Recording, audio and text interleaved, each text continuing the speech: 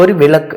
அந்த விளக்கில ஒரு தீபம் எரிஞ்சு கொண்டே இருக்கிறது. அந்த விளக்கை பற்றியோ அந்த அக்னி எரியப்பட்ட அந்த திரிய பற்றியோ அதுக்கு தேவையான அந்த எண்ணெய் அதுல ஊத்தி இருக்கு இல்லையா, இது ஒண்ணும் இல்லாமல் அந்த அக்னியை பற்றி மட்டும் திங்க் பண்ணியாச்சுன்னால் அது கரெக்டா இருக்குமோ?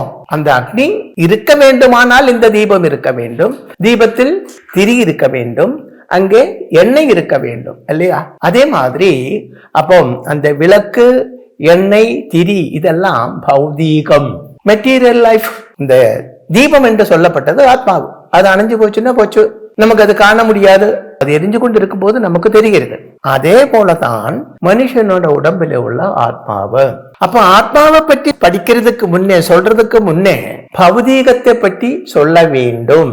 பௌதீக வாழ்க்கையில் ஒரு மனுஷன் வாழ்வுக்கு ஆதாரம் என்ன தெரியுமா?